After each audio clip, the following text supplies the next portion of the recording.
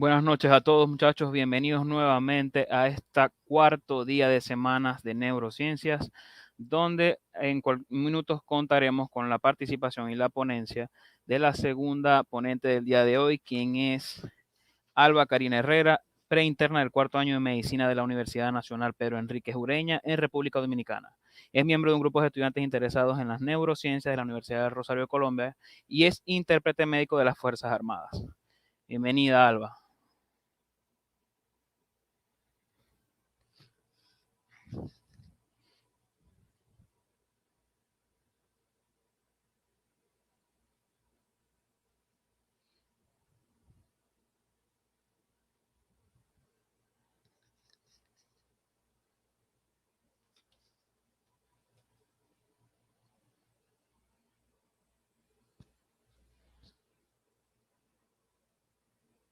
Alba, enciende tu micrófono, amiga.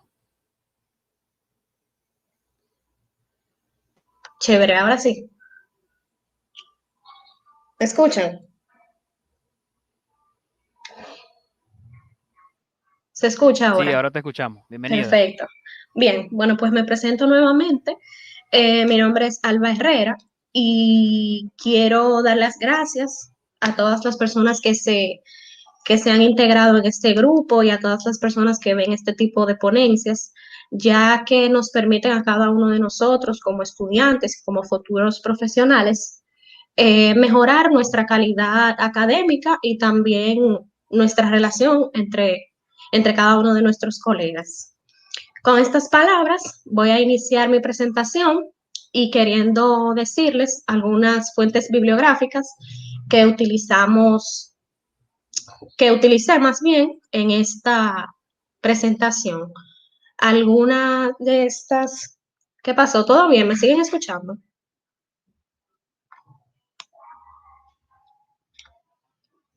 ¿Se escucha? No sé si es yo no puedo entrar, no puedo ver. ¿Se escucha? Se escucha, Alba, te Sí. escuchamos. Ok, perfecto. Eh, Algunas de las bibliografías que fueron utilizadas fueron el Atlas de Netter, que tiene excelentes imágenes de neuroanatomía, también las neurociencias clínicas y anatómicas de Barr, y también está incluido lo que es el libro de neuroanatomía de Snell. Bueno, pues para iniciar, el tronco encefálico es el tronco encefálico o tallo cerebral. Es una estructura del sistema nervioso central que se encuentra ubicado en la fosa craneana posterior. Este tronco encefálico, tallo cerebral, está conformado, como pueden visualizar aquí, tiene tres estructuras. Una primaria, el mesencéfalo, aquí dice pedúnculo, pero ese pedúnculo pertenece a lo que ahí sería el mesencéfalo. Esta segunda, la protuberancia, y la médula oblongada, médula oblonga o bulbo raquídeo. Ambos, esos tres nombres están disponibles, como quien dice, para el bulbo raquídeo. Entonces, el tronco encefálico se puede estudiar de dos maneras, tiene dos vistas, una anterior y una laminar o transversal. En lo que es su vista anterior, solamente se pueden diferenciar las tres estructuras que ya había mencionado, tanto mesencéfalo como protuberancia y bulbo. Ahora, en lo que es una vista laminar y transversal, solamente se va a visualizar lo que sería su parte posterior y las pequeñas eminencias y tubérculos que se presentan en él, como son estos aquí, que más adelante le estaré exponiendo. Recordando que la vista anterior no es buena para estudiar lo que son los síndromes clínicos, los síndromes patológicos que se presentan cuando hay algún daño en lo que es el tallo cerebral. Una de las imágenes, de las cosas importantes que es bueno que siempre tengan presente, es que los pares craneales, los 12 pares craneales, tienen su origen, tanto aparente como real, en el tronco encefálico. Algo importante y súper fácil de aprender, para los que no se lo saben, que ese es el punto de la participación y de la ponencia, son 12 pares craneales. Pero tú puedes decir, por ejemplo, puedes pensar y te puedes equivocar, ¿en qué parte se origina el noveno par craneal? Te vas a quedar pensando, bueno, se origina en el bulbo. Entonces, ¿cómo yo puedo originar? Ay, perdón. ¿Cómo yo puedo reconocer en qué parte se encuentra cada par craneal? Bueno, son 12 y tenemos 3 estructuras en lo que es el tronco encefálico. Serían 4, 4 y 4.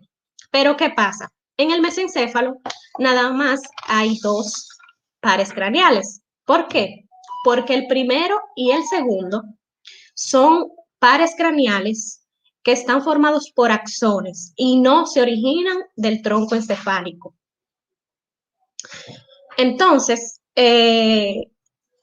estos pares craneales no se analizan como dentro de lo que es el tronco encefálico. Entonces, los que nos quedan en el mesencéfalo son, déjame un segundo, perdón. Ok, me están aconsejando que apague la cámara para que se vea mejor. La presentación. Déjame un segundito. Perfecto, ok. Ok, chicos, entonces, los pares craneales. El olfatorio y el óptico son los 2 primeros y ya quedamos en que estos no van a pertenecer al tronco encefálico. Entonces, seguimos con el 3 y el 4. El tercer par craneal es el oculomotor y el cuarto el troclear. Entonces, ya tenemos 3 y 4, mesencéfalo. Mírenlo aquí como lo pueden visualizar, el mesencéfalo, de dónde proviene. Verlo aquí. Tercer par craneal. Y el cuarto, que es el troclear, que es el par craneal con mayor es el par craneal más largo que tiene recorrido intracraneal.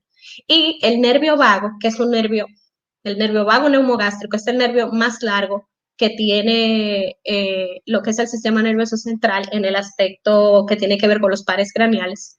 Es el nervio vago. Son 2 tipos de longitudes diferentes. Intracraneal, el más largo, es el cuarto par, el troclear. Y el siguiente es el 10º par craneal, que es el nervio vago. Entonces, seguimos con el 5, 6, 7 y 8. Esos 4 nervios que quedan van a originarse en lo que es la protuberancia, ¿verdad? Protuberancia. La protuberancia es la segunda estructura que forma el tronco encefálico. Y finalmente, 9, 10, 11 y 12, bulbo raquídeo. Ahí tenemos una organización súper fácil de cómo aprendernos lo que son los pares craneales y en qué orden se encuentran. También se le puede decir cuáles son los pares craneales vulvares, los últimos 4, 9, 10, 11 y 12. Los pares craneales protuberanciales, 5, 6, 7 y 8. Y mesencefálicos, 3 y 4. Van en orden completamente. Entonces, chicos, es muy importante tener en cuenta que voy a utilizar otra herramienta para que puedan entender mucho mejor. Ok. Es importante que sepamos estudiar lo que son los cortes anatómicos para poder reconocer las distintas vistas del tronco encefálico. En la vista sagital media del tronco podemos observar lo que es el velo medular superior, que está señalado, ya lo pueden ver, el fastigio, el cuarto ventrículo y plexo coroideo y el velo medular inferior. Todas esas cositas son muy importantes. ¿Por qué? Porque más adelante y dentro de lo que es la neuroanatomía nos permite distinguir de qué manera puede recorrer el líquido cefalorraquídeo lo que es nuestro cerebro y cómo se van a producir todo lo que son los conductos que llevan a conformar el sistema ventricular. Por dónde sí y por dónde no. Es muy bueno tener eso en cuenta. Entonces, el velo medular superior es el techo de la parte pontina del cuarto ventrículo. Y el techo de la parte de la médula oblongada del cuarto ventrículo lo conforma lo que es el velo medular inferior. Entonces, una estructura que es sumamente comentada en lo que es la neuroanatomía es el cuarto ventrículo. Los ventrículos son muy mencionados. Entonces, el cuarto ventrículo es una estructura que se encuentra en la cara posterior del tronco encefálico. Se las voy a presentar aquí que se puede ver un poquito. Bueno, el cuarto ventrículo es un rombo. Es un rombo, va de esta forma. Es una forma de un rombo. Correcto.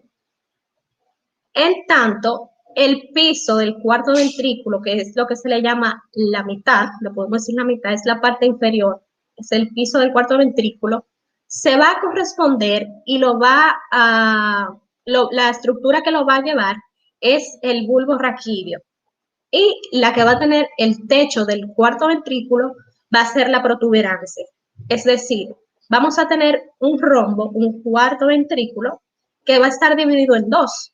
El techo va a corresponder con protuberancia y el piso va a corresponder con bulbo. Está dividido como que dice por mitad, pero ya ustedes pueden saber que el cuarto ventrículo está ubicado en lo que es protuberancia y bulbo. Correcto. Entonces, pasando ahora con lo que es el tronco encefálico en su cara anterior, tengo aquí esta imagen que es un poquito más detallista, está un poquito más detallada, porque tiene los detalles mucho más claros de lo que es el tronco encefálico. Aquí podemos visualizar algo que yo no les pude enseñar, que es muy importante en su anatomía, y es en el bulbo. Ustedes pueden observar el bulbo, que es la tercera estructura del tronco encefálico, que se encuentra en la parte inferior. Dice decusación de las pirámides. La decusación de las pirámides es, bueno, donde esté señalado, es una marca límite a nivel anatómico de lo que va a dividir el inicio de la médula con el fin del bulbo raquídeo. Ok, entonces, límites inferiores del bulbo raquídeo, decusación piramidal y la raíz ventral del nervio espinal, de C1. Esos son los dos límites que tiene el bulbo raquídeo a nivel inferior.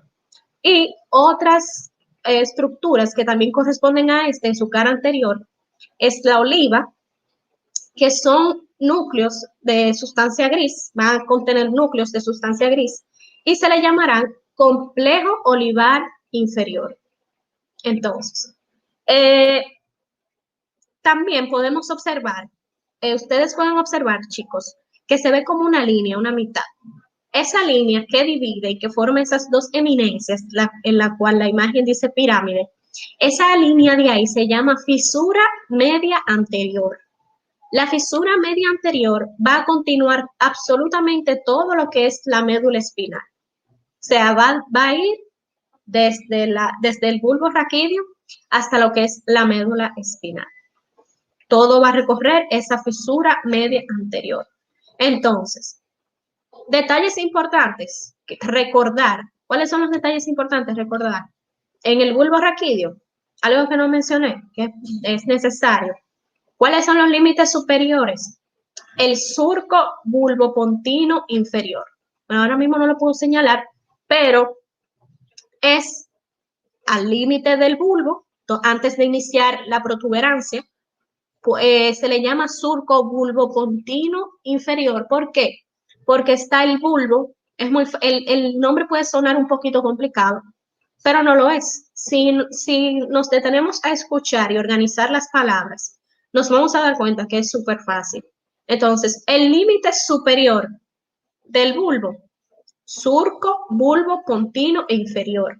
¿Por qué? Porque la protuberancia está arriba, pero se encuentra inferior porque va a ser el bulbo. Entonces, Ya sabemos esta parte, surco bulbopontino inferior. Y su límite inferior con respecto a la médula espinal va a ser la decusación piramidal y las raíces ventrales del nervio espinal o C1. Bien. Recordando, chicos, nuevamente, que los pares craneales que corresponden al noveno, décimo, onceavo y doceavo par craneal.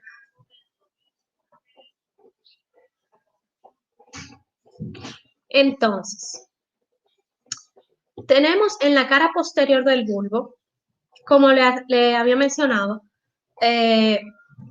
tiene el tubérculo cuneiforme, que en la sesión anterior se había mencionado un poquito de esto. El tubérculo cuneiforme y el tubérculo grácil. El tubérculo cuneiforme va a estar de manera lateral y el tubérculo grácil va a estar de manera medial. Es bueno saber que el tubérculo grácil y cuneiforme van a llevar información sensitiva a lo que es nuestro núcleo ventroposteromedial en el tálamo. Van a llevar información sensitiva. ¿Y cuáles van a ser estas informaciones? Bueno, el fascículo grácil va a llevar información que va a provenir de los segmentos inferiores a T6 y el cuneiforme de T12 hacia abajo.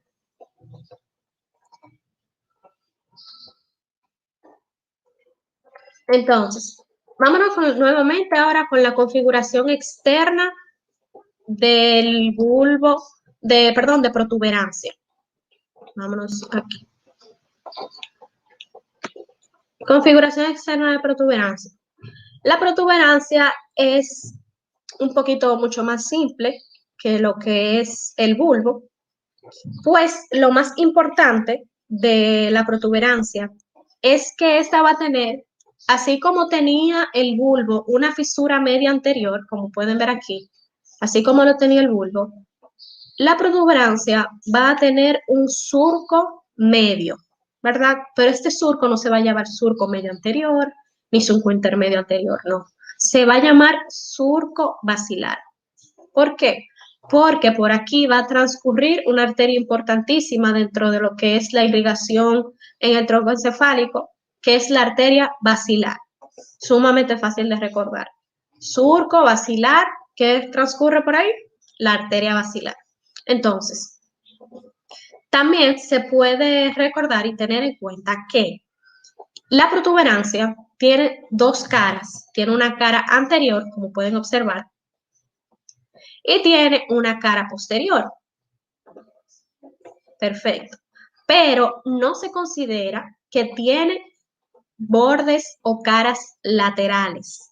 Tiene estructuras laterales. ¿Por qué? Porque estas estructuras laterales se van a llamar pedúnculos cerebelosos, que es bueno tener en cuenta, deben de saber, chicos, que existen dos tipos de pedúnculos: pedúnculos cerebrales y pedúnculos cerebelosos. No son lo mismo, no tienen la misma función, se debe de tener muy en cuenta cuando se van a describir ciertas patologías, y al ubicarnos y tomar las referencias anatómicas debemos no confundir ese tipo de estructuras. Entonces, lateralmente, en el puente, en la protuberancia, tenemos lo que es los pedúnculos cerebrales. Existen tres pedúnculos: pedúnculo superior, pedúnculo cerebral medio y pedúnculo cerebral inferior. Estos pedúnculos van a conectar con lo que sería el cerebelo, pero no corresponden exactamente, como si fueran una cara lateral a lo que es la protuberancia. Bien, esas son una de las cositas más importantes que pueden tener en la protuberancia. Entonces, repasando, ¿cuáles son los pares craneales que se encuentran en la protuberancia? 5, 6, 7 y 8. Los pares craneales van de 4 en 4 en 4 en lo que es el tronco encefálico. Entonces, en puente tenemos 5, 6, 7 y 8. Ahí se acaba. También se toman en cuenta, no sé si ustedes pueden notar, ciertas rayas que simulan lo que son haces de fibras corticopontinas que se originan a través de cruces contralaterales de fibras. Y existen fibras corticopontinas derechas e izquierdas. Y estas fibras las van a conformar el mismo rejuego de fibras contralaterales. Eso es lo más importante que podemos observar en la cara anterior de la protuberancia. Entonces, también se puede tener en cuenta que no es nada súper del otro mundo, pero es importante recordar, es como yo le había dicho, el asunto de los pedúnculos cerebrales medios que se iban a notar también de una manera importante, pero de manera lateral. Y lo otro que queda, la última estructura que se debe de también tener en cuenta, que es de suma importancia, es el techo del cuarto ventrículo. Ahí mismo terminamos, finalizamos con lo que es la configuración externa de protuberancia. Entonces, vámonos con mesencéfalo. Mesencéfalo es una estructura pequeñita, esta que ustedes pueden ver aquí, una estructura pequeñita, sumamente fácil de estudiar, y dentro de lo que es lo más interesante del mesencéfalo se va a encontrar en su cara posterior. Y en la cara posterior del mesencéfalo se van a observar una lámina cuadrigémina. La lámina cuadrigémina o tectum va a estar formada por 4 colículos, 2 colículos superiores y 2 colículos inferiores. Estos son los 2 colículos superiores y estos serían los 2 colículos inferiores. Estos colículos tienen información, su función más importante es que los colículos superiores van a llevar información visual. Y los colículos inferiores van a llevar información auditiva a lo que es la corteza, cerebral, van a llevar todas las informaciones tanto visuales como auditivas. Entonces, ¿cómo recordar esto? ¿Cómo recordar las funciones de los colículos? Bueno, los colículos superiores que nosotros tenemos a nivel más alto, los ojos, por lo tanto, vamos a saber qué es de la visión. Si me hablan de superior, visión, y si me hablan de inferior, audición. ¿Por qué? Porque tenemos los oídos más bajos que los ojos. Así fue que yo me lo pude aprender fácil y para el que le pueda servir el consejo, pues sería una buena idea. Y tenemos algo aquí que se llama glándula pineal. La glándula pineal cae entre los 2 colículos superiores, pero no pertenece a lo que es el mesencéfalo. Si a usted le preguntan en un momento, ¿cuáles estructuras forman parte del mesencéfalo? Y usted diga, lámina cuadrigémina, colículo superior, colículo inferior y glándula pineal, está absolutamente equivocado. La glándula pineal cae dentro de lo que es el colículo superior, pero no forma parte de la estructura del mesencéfalo per se. Entonces, eso es lo más importante del mesencéfalo. Y recordar, chicos, que los pares craneales que van a surgir de este es el tercer y el cuarto par craneal, que son pares craneales motores. Para culminar con la configuración externa de esto, que no mencioné anteriormente, chicos, las funciones generales y las más importantes que tiene el tronco encefálico en nuestro cerebro, en nuestro cuerpo, es que, en primer lugar, funciona como conducto para las vías ascendentes y descendentes que llevan la información a nuestro cerebro, a nuestros núcleos, tanto ventroposteromediales como ventroposterolaterales del tálamo, también va a regular lo que es la función cardiovascular, también va a regular lo que es nuestra función respiratoria y también nuestro nivel de conciencia. Y por último, debemos de tener en cuenta, chicos, que es con respecto a los medicamentos barbitúricos, los barbitúricos suelen dar mucho sueño y suelen inhibir lo que es una función, la función del sueño baja mucho. Si una persona toma altas cantidades de barbitúricos, estas pueden morir. ¿Por qué? Porque el centro respiratorio que se encuentra en nuestro bulbo, en nuestro tronco encefálico, se inhibe totalmente y la persona cae en coma, puede morir y jamás despertar, porque se inhibe y se suprime totalmente lo que es el centro respiratorio de nuestro cuerpo. Entonces, esas son las funciones más importantes de lo que es el tronco encefálico. Cuando mencioné el asunto de las vías ascendentes y descendentes, ahorita también mencionaron un poquito de las vías, pero más adelante en otro bloque hay una doctora encargada que les va a explicar más bien un poquito más detallada y más suave lo que son las vías, que son vías que, valga la redundancia, son las que van a llevar todo tipo de información, tanto epicrítica, de dolor, de temperatura, tanto de flexiones motoras, de todo eso, palestesia. Eso es a lo que se refiere con vías, para que no estén perdidos si no saben. Ok. Entonces ahora vamos con la configuración interna. La configuración interna del tronco encefálico se refiere a lo que es, ¿cómo lo explico, chicos? Ok. La configuración interna de cada estructura que corresponde al tronco encefálico, tanto como mesencéfalo, protuberancia y bulbo, se van a estudiar de manera en cortes histológicos. Cuando a mí me preguntan cómo yo puedo estudiar o cómo surge el estudio de la configuración interna del tronco encefálico, bueno, estos surgen a través de cortes histológicos.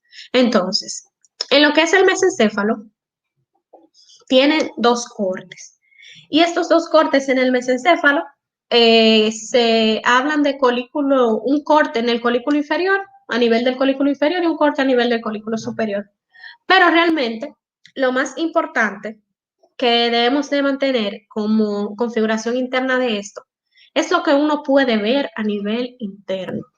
Entonces, tenemos esta imagen, que eso es sumamente, se puede manejar sumamente bien. Tenemos el acueducto cerebral, tenemos el techo, que era lo que yo les había hablado. Esa es una porción anterior. Una porción anterior tenemos en la parte donde dice techo y la posterior es la parte donde tenemos esas dos alitas que parecen pedúnculos, que son pies pedunculares de los pedúnculos cerebrales. Entonces, tenemos un acueducto cerebral, vemos lo que es el núcleo del nervio troclear, el lemnisco medial, que corresponde a lo que son vías ascendentes y descendentes, fibras temporopontinas, fibras corticoespinales y corticonucleares, fibras del pedúnculo cerebeloso superior, sustancia negra, que es sumamente importante si hablaríamos, en este caso, de alguna enfermedad motora, como sería el Parkinson, que existe un déficit de sustancia negra, pero también existe otro déficit que no me voy a ir por ahí. También está lo que es el pie peduncular y el pedúnculo cerebral. Esto sería lo que es un corte de la protuberancia, pero la protuberancia tiene tres cortes, pero yo se lo conseguí esta imagen, que es un corte transversal, que es un poquito más fácil para que se pueda entender. Lo importante de la configuración interna del tronco encefálico en sí, la importancia de su estudio, es conocer el orden en el cual se encuentran los núcleos del tronco encefálico a nivel, como yo les había explicado, el núcleo de cada par craneal que se encuentra en cada estructura. Por eso es importante reconocer y saber cuáles pares craneales se encuentran en cada estructura. Entonces, aquí podemos ver fácil la cavidad del cuarto ventrículo, el colículo facial, el núcleo abducens, que es el núcleo del sexto par craneal, el núcleo motor facial, el núcleo abducens, el surco de la arteria basilar. No puedo señalar aquí el asuntito, pero lo que ustedes ven al lado, un poquito más arriba del surco de la arteria basilar, esos son fibras corticopontinas, haces de fibras corticopontinas que van a conformar parte de esto, y también van a estar el cuerpo trapezoide, que bueno, aquí no lo podemos ver, pero se va a encontrar también en algunos de los cortes, y las fibras transversales pontinas, que son todas esas fibras que se ven, son todas esas rayas más bien que podemos observar en la imagen en el corte. Todo eso serían fibras corticopontinas, que como había explicado anteriormente, se van a producir de un orden contralateral que van a surgir de cada uno de ellos. Bueno, aquí está un poquito complicado, pero es el bulbo. El bulbo es la estructura que un poquito más difícil de estudiar a nivel de su configuración interna, pero vamos a explicar un poquito para que no se pierdan. Son 3 cortes en este caso, pero en el libro de neuroanatomía de Snell dan 4 cortes, pero el último corte que habla que es justo inferior al puente. Chicos, denme un chance, porque no sé cómo yo puedo, no puedo aquí. Pero en fin, lo voy a hacer un poquito rapidito en esta parte y les voy a explicar por arriba para que puedan más o menos obtener la información más importante de los cortes de bulbo. Ok, son 4 cortes que se estudian en lo que es la configuración interna de bulbo. Está un primer corte inferior que sería a nivel de la decusación piramidal. Ese es el primer corte. Un segundo corte en la decusación de los lemniscos mediales. El tercer corte sería en las olivas y que estaría también relacionado con el pedúnculo cerebeloso inferior. Y finalmente, como les había dicho, habría un corte extra que sería justo inferior al puente, es decir, a la protuberancia, pero como no existe algún cambio importante, algún cambio de algún núcleo que se pueda visualizar en este, pues no lo plasmé aquí en la presentación. Pero tengo aquí un problemita con el mouse para poder señalar. Pero voy a resaltarle a ustedes lo que más pueden ver. Por ejemplo, se pueden observar en el bulbo, ustedes ven esas 2 bolas que son rojas. Esto se llama núcleo, nervio, esas son las pirámides en ese caso.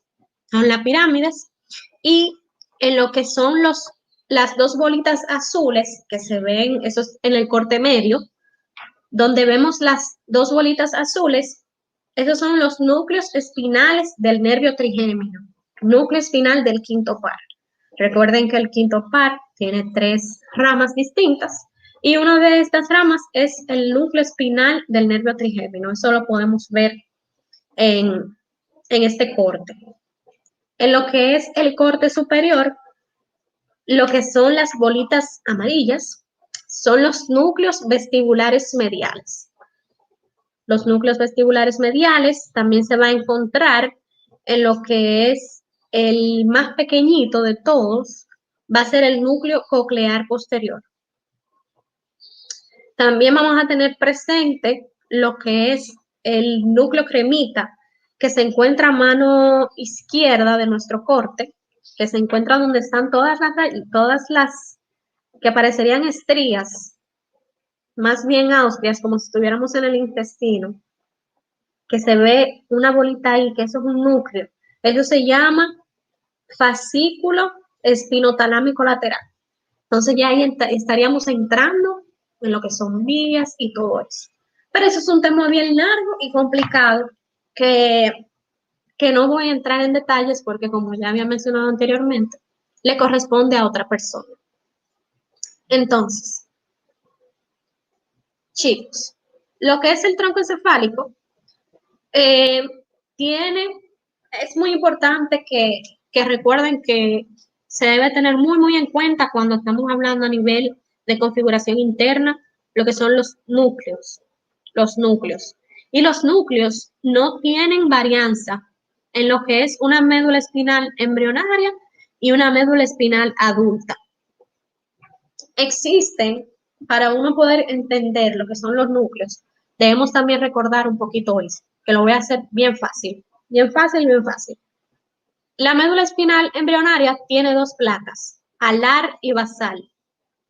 Estas placas, una va a tener núcleos aferentes sensitivos generales y aferencias viscerales generales. Es decir, son informaciones sensitivas y viscerales que ya van a tener con lo que es nervios preganglionares, simpáticos y todo eso. Estamos hablando de funciones viscerales y de eferencias viscerales generales y eferencias somáticas generales que se van a encontrar en la placa basal. También podemos observar aquí, en la figura número C, que se encuentra debajo, toda la disposición de ciertos núcleos, tanto aferencias somáticas especiales, aferencias somáticas generales, todo esos tipos de términos. Pero, ¿qué hacemos nosotros con eso? O sea, ¿qué ustedes se pueden llevar de eso? Bueno, si tuvieran ustedes en mano un lápiz y un papel, que le aconsejo que tomen, ustedes pueden dividir estos núcleos en 4 grupos. Entonces, chicos, yo espero que de verdad lo busquen. Déjenme ya hasta encender la cámara para que me vean, porque quiero que hagan el intento, porque me gustaría que en ese caso aprendan ese sentido, porque es el objetivo principal de la ponencia. Si pueden obtener una nota, una hoja, un papel, un lapicero, tómenlos. Porque a veces es complicado para uno aprenderlo, pero un truco para poder aprender los núcleos de los pares craneales, es decir, ustedes vieron que yo hablé de aferencia, eferencia y todo ese tipo de términos, pero ¿qué se le queda a uno con eso si uno no lo practica, no lo anota? Bueno, ¿cómo yo puedo mencionar súper bien y recordarme siempre a qué núcleo motor sensitivo, braquial, pertenece cada par craneal? Bueno, ustedes tienen un primer grupo, por ejemplo, si están anotando, el que esté anotando, anote. Primer grupo, motor somático, es decir, M.S, motor somático. En ese grupito vamos a tener 3, 4, 6 y 12. Tenemos un primer grupito, 4. Ese es el primer grupo. Primer grupo. Apréndanselo. Motor somático. 3, 4, 6 y 12. 3, ¿verdad? El 3 es el óculo motor. 4, troclear. 6, abducens. Y el 12 es el nervio hipogloso. Ahí tenemos el primer grupo. Ok. Segundo grupo, motor braquial. Quinto par craneal. Séptimo par craneal. El núcleo ambiguo, que va a estar para el noveno par craneal y el 11º par craneal. Motor braquial, 5, 7. Y el núcleo ambiguo, que va a estar para el noveno y el 11º. Última vez que voy a repetir para no cansarlo. Motor braquial, 5, 7. ambiguo que va a funcionar para el noveno y el 11º par craneal. Recordando que el quinto es el trigémino, el séptimo el facial, el noveno el glosofaringio y el 11º el espinal. ¿Correcto? Ahí tenemos nuestros dos primeros grupos, motores somáticos y motores braquiales. Tercer grupo, motor visceral. El núcleo de Edinger-Westphal. Tenemos ese núcleo. Ese núcleo es un núcleo que va a pertenecer a lo que son las funciones auditivas también y motoras del sistema craneal. Y va también a formar el motor dorsal del vago, el núcleo salivatorio superior e inferior, que más adelante ustedes van a entender un poquito más de eso, núcleo salivatorio superior e inferior, y el núcleo ambiguo nuevamente se encuentra presente. Entonces, motor visceral, tercer grupo, motor visceral, Edinger-Westphal, motor dorsal del vago, núcleo salivatorio superior e inferior, y el ambiguo nuevamente. Bien, chévere. Y finalmente un núcleo sensitivo. En el núcleo sensitivo vamos a tener el coclear, vamos a tener el vestibular, el complejo trigeminal del núcleo, el complejo trigeminal principal de lo que es el nervio trigémino, el quinto par. Y finalmente el núcleo del tracto solitario. Esos son los 4 grupos. Ahí nos ahorramos que aferencia, que eferencia, que somático general. Ahí ya tenemos esos 4 motores, esos 4 grupos. Chévere. Espero que lo hayan anotado para que les sirva en un futuro, porque quiero que algo quede. Esa es mi intención. Entonces, terminamos ahí. Terminamos con lo que son los núcleos motores y sensitivos que vienen de la médula espinal embrionaria y en la médula espinal adulta y todo eso. Entonces, hablando, chicos, de lo que ya sería, ¿verdad? Finalmente, la configuración externa e interna del tronco encefálico ya la tratamos. Hablando de lo que son los núcleos motores y su organización en médula, también lo tratamos. Entonces, a partir de ahora, ya casi, bueno, no casi terminando, pero sí para dar el último, la penúltima parte de la exposición, de la ponencia. Hay algo muy importante que deben de saber y quiero que lo recuerden siempre porque yo también cuando me lo aprendí al principio me resultó súper difícil y es bueno que ustedes lo aprendan de esta manera. Ustedes van a tener, si se quedan presentes en la semana de neurociencias y le siguen dando seguimiento, que espero que sí, va a llegar un momento que hay un día que es, como le había mencionado anteriormente, van a hablar de las vías ascendentes y descendentes. Ok. Las vías ascendentes y descendentes, yo le voy a hacer aquí cierta mención de algunas, porque estas vías, como había mencionado, una de las funciones principal y más importante del tronco encefálico es que sirve como conducto de toda esta información para que llegue a lo que es nuestra corteza cerebral, nuestros núcleos del tálamo. Entonces, no puedo hacer una ponencia sin ni siquiera mencionar por arriba lo que son las vías, porque pasan por aquí, pertenecen al tronco, y aunque no entre de lleno, quiero que se vayan al menos por arribita, para que sepan que eso está en el tronco encefálico y que pasa por ahí, porque si no, cuando lleguen a la vía, no, van a estar perdidos. Entonces, chicos, vamos a empezar con el sistema sensitivo trigeminal, por arribita. Existen 3 núcleos en esta vía, recordando que siempre tenemos el núcleo, el par craneal trigeminal, que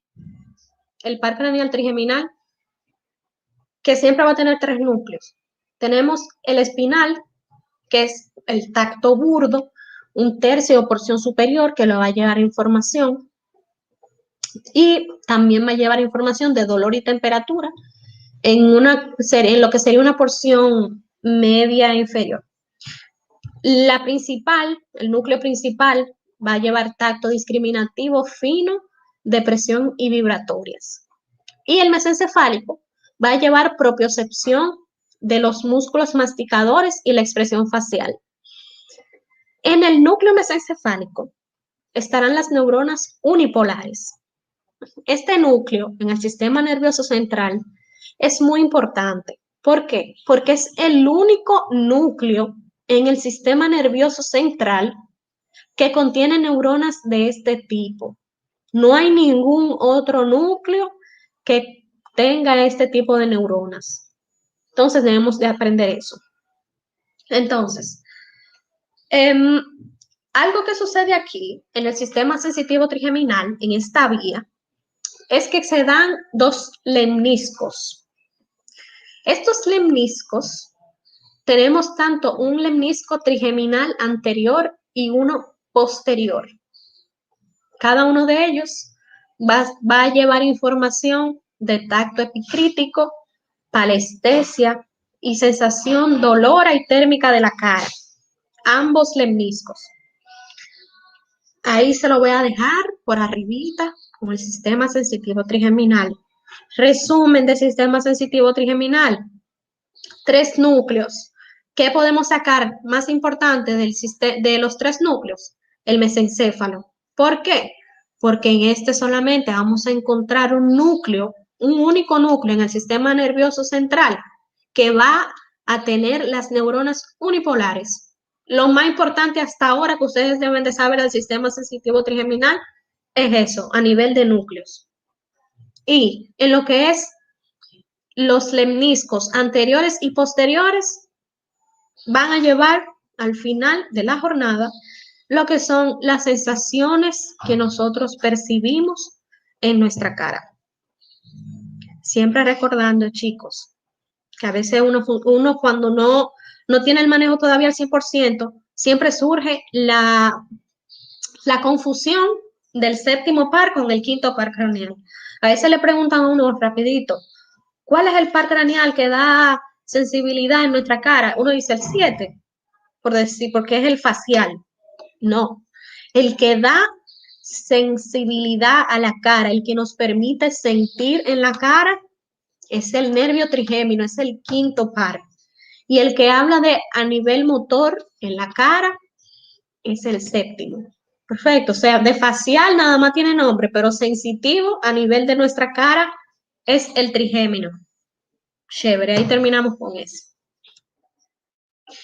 El núcleo del tracto solitario, esto no es nada que vaya a irme de fondo porque no es tan importante. Todo es importante, pero en este momento no es tan importante a nivel de vías. Entonces, en el núcleo del tracto solitario se va a hablar de funciones gustativas, tanto aferencias viscerales generales como aferencias viscerales especiales. Esto va a llevar, ¿cuáles son los pares craneales que van a tener van a tener protagonismo en este núcleo, en este tracto? El 9, el 10, el segundo tercio del séptimo, un tercio del noveno y raíz del 10. Ahora mismo eso no va a ser nada del otro mundo, porque va a llegar el momento en que ustedes lo sabrán. Pero está presente en todo lo que tiene que ver con tronco. Aquí también podemos ver, esto va a ser súper chulo. Tenemos 2 núcleos en nuestro cuerpo. Bueno, tenemos más, pero tenemos 2 núcleos en nuestro cuerpo importantes a nivel de lo que es la respiración. Tenemos un núcleo respiratorio posterior y un núcleo respiratorio anterior. Lo más importante de estos núcleos que yo le voy a decir, bueno, para que se queden con eso, que eso se le quede. Bien, el núcleo respiratorio posterior es el núcleo que me va a ayudar con mi respiración a nivel de lo que es la inhalación. Y el núcleo respiratorio anterior es el núcleo que me va a permitir exhalar junto con los otros músculos accesorios de la respiración, claro está, pero existen estos dos núcleos que van a formar parte de lo que es mi respiración, una parte súper importante, partes quimiorreceptoras que necesitamos siempre, son como sensores. El cuerpo carotidio, el cuerpo aórtico, son cosas muy importantes porque casi siempre nos envían señales quimiorreceptoras. Nosotros sabemos que nuestro hermoso cerebro trabaja mucho con lo que son sensaciones quimiorreceptoras y con todo lo que tiene que ver a nivel de sustancias químicas. Entonces, algo con lo que se deben de quedar, simple. Núcleo respiratorio posterior, inhalación. Núcleo respiratorio anterior, exhalación. Aprendemos ahí. Núcleos vestibulares. Chicos, lo vestibular. Lo vestibular corresponde al núcleo, al octavo par craneal, el vestíbulo coclear, y a lo que se va a referir todo esto son tres núcleos, fácil, se lo voy a poner todo facilito por arriba. Núcleo vestibular superior, un núcleo vestibular lateral y un núcleo vestibular medial e inferior. Ahí tenemos esos tres núcleos. El núcleo vestibular superior va a trabajar con lo que son los músculos extraoculares y colículos superiores. Como le había dicho anteriormente, por eso los truquitos así son importantes. Cuando hablamos de mesencéfalo, hablamos de colículos superiores y hablamos también de colículos inferiores. Pero, ¿qué yo les dije acerca de los colículos superiores? Envían información visual. Y miren aquí cómo en los núcleos vestibulares salen los colículos superiores, que trabajan con lo que son los movimientos oculocefalogiros. Porque sabemos que una de las funciones de este par craneal es nuestro equilibrio, nuestra ubicación. Y sabemos que eso se da también a nivel de lo que es nuestra visión, de lo que nuestra visión permite. Correcto. Entonces, en lo que es el núcleo vestibular lateral, se va a encontrar a todos los niveles medulares y va a trabajar con lo que es el equilibrio y las actividades de los movimientos extensores musculares. Esa va a ser su función.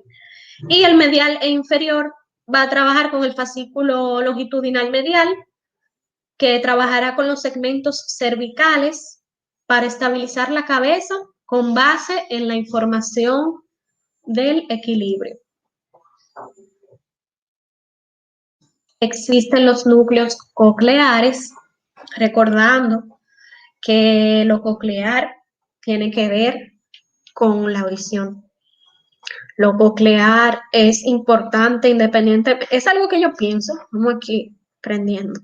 Pero yo digo que el octavo par craneal, que el vestíbulo coclear deberían ser dos pares totalmente distintos, porque ambos, aunque pertenecen y tienen superrelación y trabajan, porque lamentablemente, o sea, es así, es como está diseñado su neuroanatomía, pero deberían ser distintos porque ambos tienen funciones diferentes.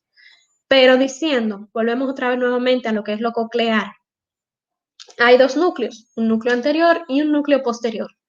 En lo anterior hay fibras que cruzan, que al final su función va a hablar de los cuerpos geniculados mediales y va a llegar a la corteza auditiva.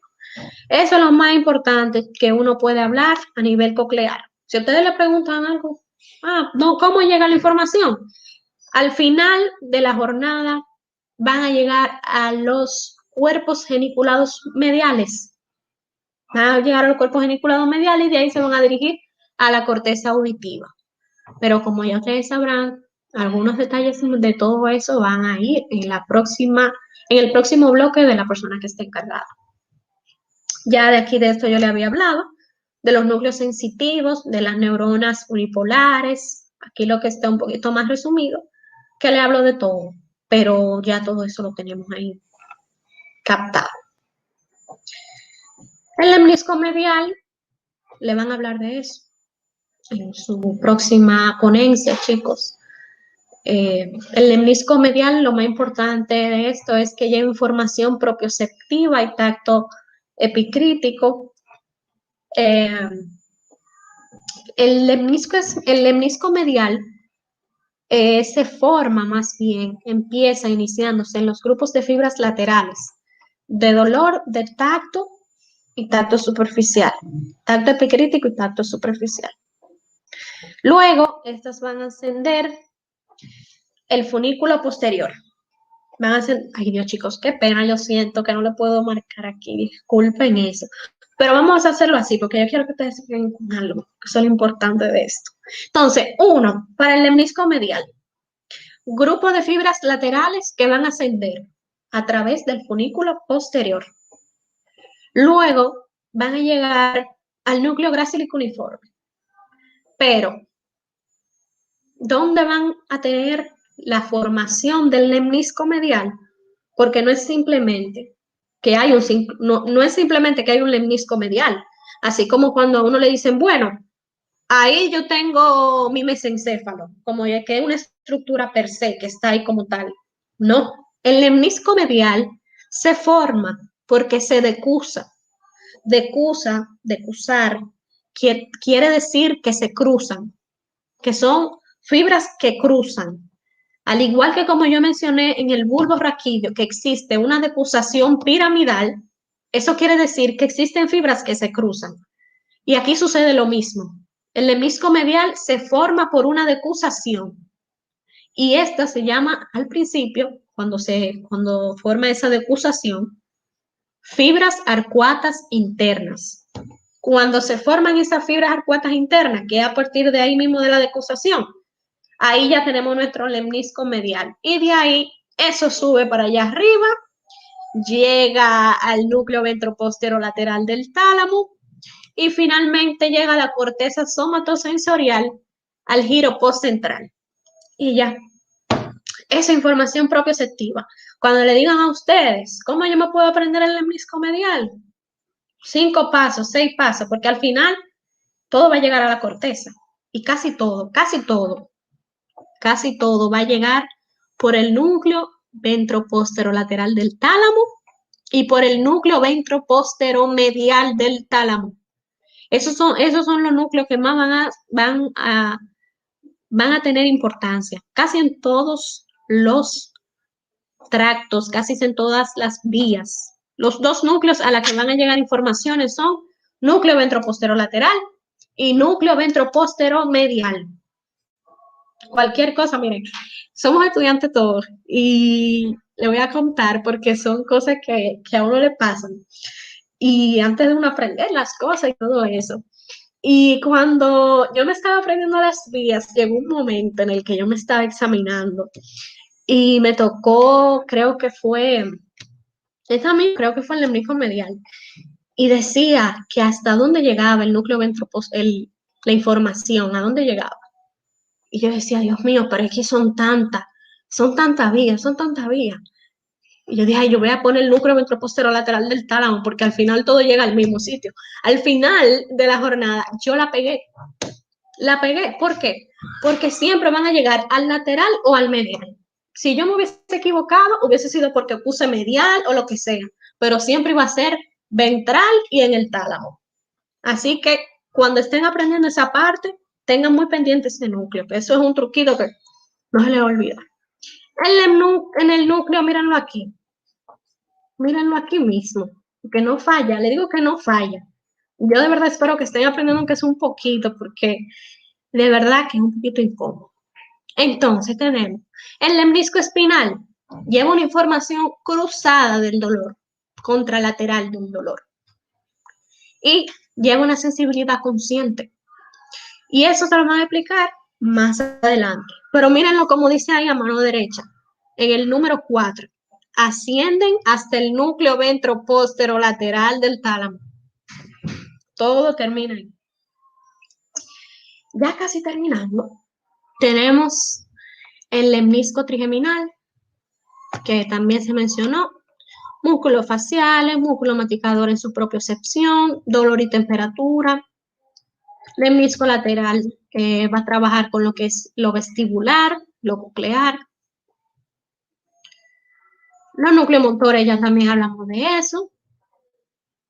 del 3, 4, 6, todo eso. Este tracto es súper mencionado, es súper, eso lo van a hablar siempre en neuroanatomía, es algo que no falla. No falla, no falla, eso hay que aprendérselo porque hay que aprendérselo. A breves rasgos, tenemos 6 puntos para entender el tracto córtico-espinal. ¿Cómo llega a la corteza? Porque ese es el punto de aprenderse las vías, o no más bien aprendérselas, entenderlas y poder a nivel de la lógica y al pasito, saber cómo suben, cómo llegan, dónde doblan, cómo cruzan, todo. Así ustedes lo van a aprender, porque eso no va a ser como una calle que usted dice, dobla mano derecha, mano izquierda. Eso es un lío, pero al pasito con lógica uno lo va logrando. Entonces, por arriba, rapidito, tracto córtico espinal. Si hablamos de una manera caudocefálica, es decir, caudocefálica quiere decir de abajo hacia arriba. Hay que manejar muy bien los términos neuroanatómicos, tanto céfalo-caudal como caudocefálico. ¿Correcto? Céfalo-caudal, cuando yo digo céfalo-caudal, quiero decir de arriba hacia abajo. Y si digo caudocefálico, es de abajo hacia arriba. Entonces, en un tracto córtico espinal, a breves rasgos, ¿cómo llega a la corteza? Bueno, iniciaría desde la médula espinal, luego a la médula oblonga, luego sube al puente porque no puede llegar al mesencéfalo sin cruzar el puente. ¿Ven? Correcto. Entonces, llega al mesencéfalo, va a llegar al brazo posterior de la cápsula interna y finalmente a la corteza motora. Facilito. Cosas importantes que van a llegar después con el conocimiento, la práctica y la lectura, los detallitos que tienen que ver con las capas de la corteza cerebral. Siempre es importante eso. El tracto rubroespinal va a estimular lo que es el tono flexor y facilita la motricidad voluntaria. Y ya, chicos, esto es lo último que voy a decir, que sé que ha durado mucho, espero no haberlos cansado. El sistema vertebrovascular que se encuentra en nuestro tronco encefálico. Lo voy a poner aquí que se ve como bonito, se ve mucho más bonito, más divertido, ¿verdad? Diría yo. Ok. A ver que cargue. Perfecto. Aquí lo tenemos. Bueno, el tronco encefálico tiene a su cargo, bueno, tiene a lo que lo irriga, un sistema vertebrovascular. Aquí podemos ver lo que son cada una de las arterias. Tenemos una arteria cerebral media, tenemos la arteria basilar, como le había dicho anteriormente, cuando le mencioné la configuración externa de la protuberancia. Y en fin, no lo voy a marear con eso. ¿Qué es lo importante de la irrigación del tronco encefálico? La arteria pica, la arteria cerebelosas. Eso es lo más importante de lo que debemos de tener en cuenta. Miren cómo pueden ver aquí. Arteria cerebral posterior inferior. Esa es la pica. Siempre suelen estar, ¿cómo les explico? Abreviadas. Pero tienen una gran importancia a lo que es a nivel funcional y cuando suceden algún tipo de strokes, de derrames, de lo que sea, porque cuando alguna de estas arterias, de estas irrigaciones fallan, tanto que es peor anterior. Cuando falla una arteria que se encuentra anterior, es un problema grave. ¿Por qué, chicos? Porque en los síndromes clínicos, en lo que es la irrigación, a nivel posterior, lo que son las arterias vertebrales, tenemos dos.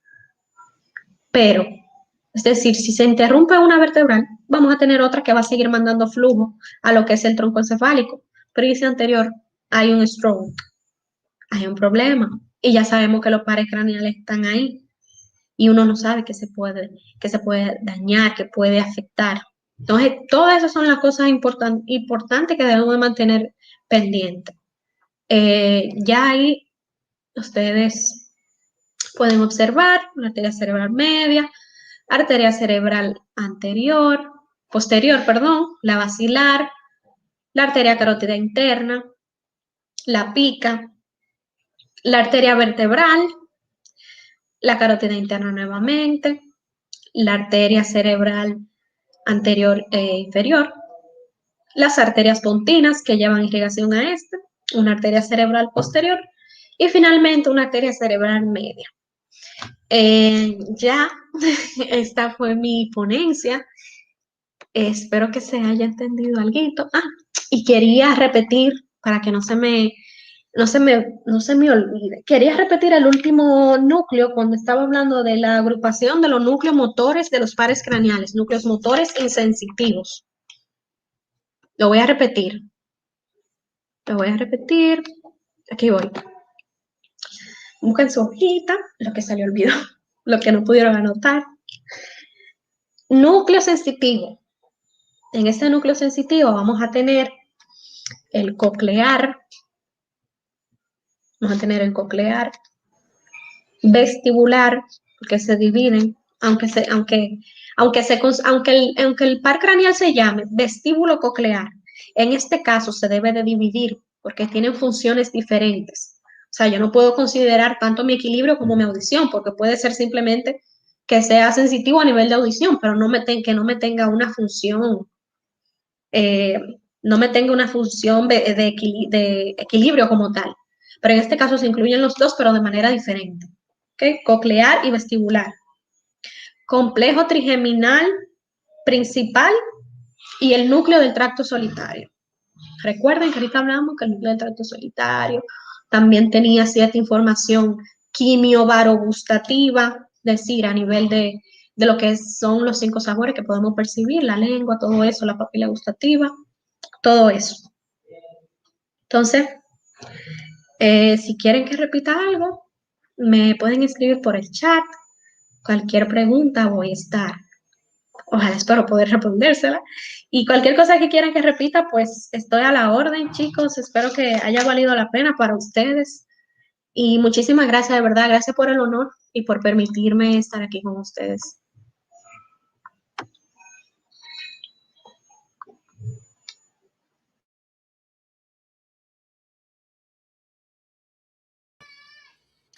Bueno, Alba, una vez más agradecido totalmente por la ponencia que acabas de dar, muy enriquecedora, sumamente llena de contenido académico que sé que todos acá van a poner en práctica en el desarrollo de su vida profesional y académica.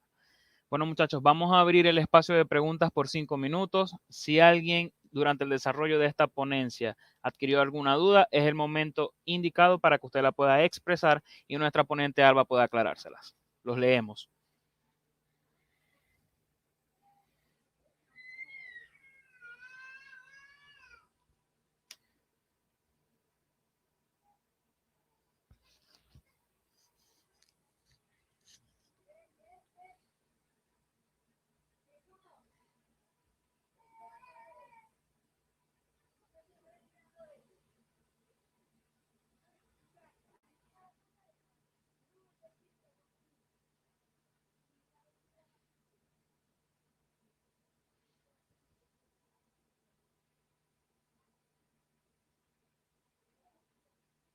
Ok, los chicos te felicitan, Alba, por la ponencia.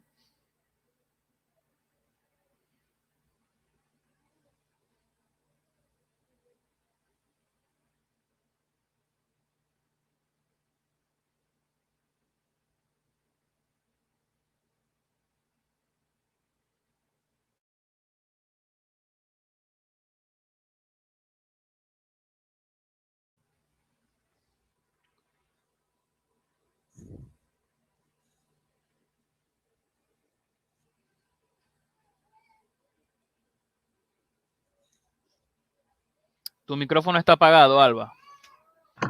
Chévere. Aquí voy con los núcleos. Con el primero. Lo voy a repetir. No, está encendido.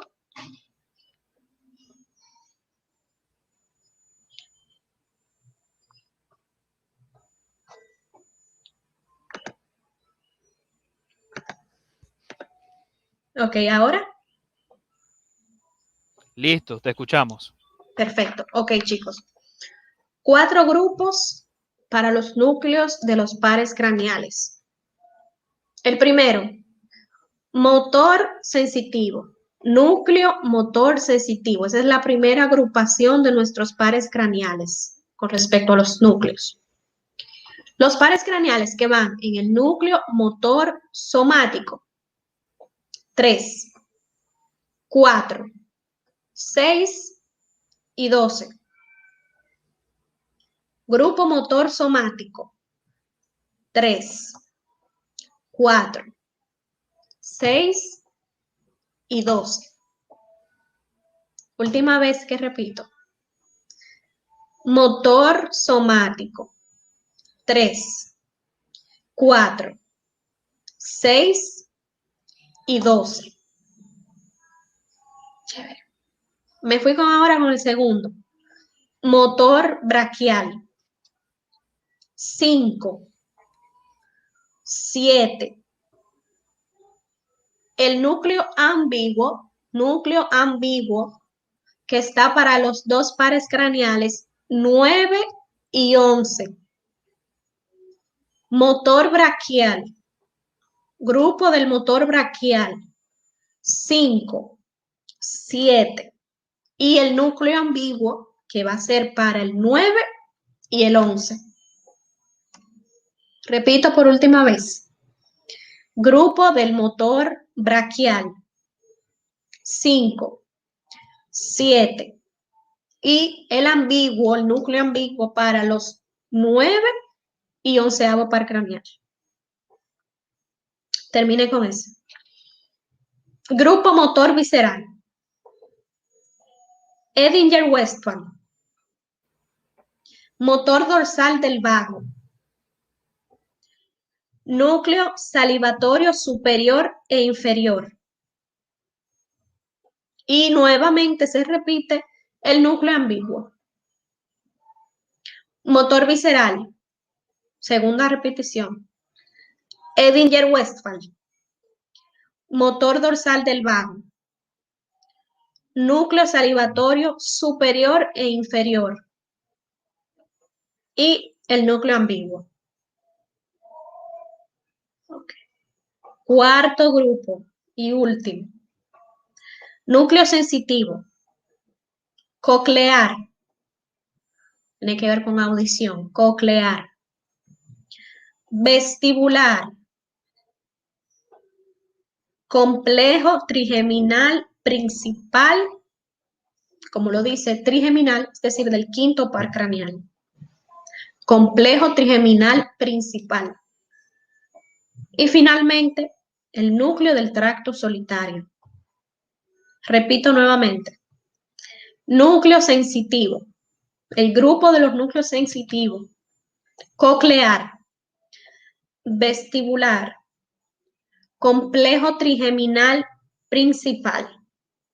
Y el núcleo del tracto solitario. Ahí está. Me avisa nuevamente que lo repito sin problema. Ok, entonces continuamos con la otra pregunta, Alba.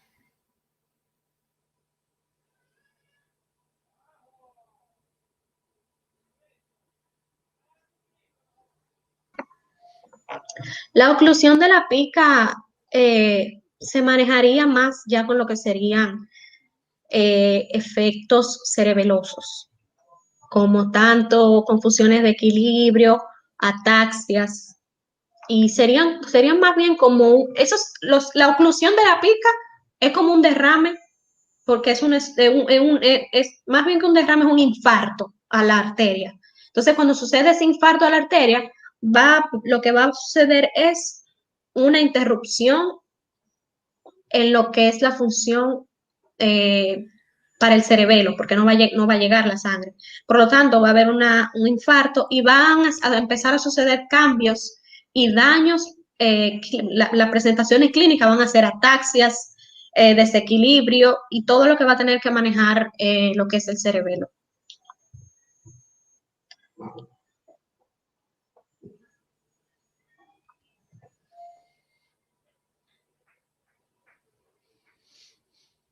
Ok, perfecto, Alba. Ya no tenemos más preguntas. Nuevamente agradezco tu disposición y el tiempo que invertiste para dar esta excelente ponencia. Muy agradecido. Gracias a ustedes.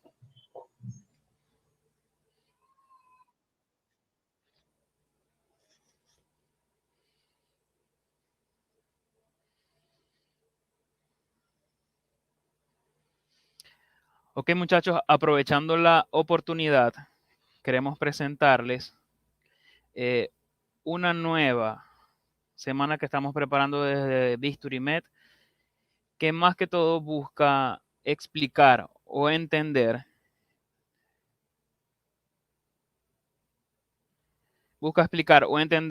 esa parte de anatomía del cráneo que resulta un poco tediosa estudiar y sin embargo aquí con estos excelentes ponentes que contamos, vamos a explicar. La semana va a ser del 24 al 29 de mayo, son clases totalmente asincrónicas y los esperamos para allá. Una vez que esta clase termine, vamos entonces a emplear el uso del programa Complete Anatomy, que es el programa que utilizó Alba en esta ponencia, donde estaremos dando los tips y el link para que ustedes puedan acceder y descargar ese programa.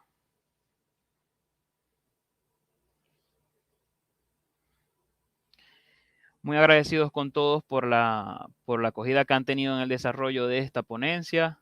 Sin más que agregar, agradecidos totalmente. Esperamos que pasen una feliz noche y nos encontraremos el día de mañana con otra doble jornada. Estará a cargo de la doctora Isabel Soto, quien estará explicando los pares craneales, y Johar Farroñay, quien estará explicando el sistema límbico y la formación reticular. Feliz noche para todos.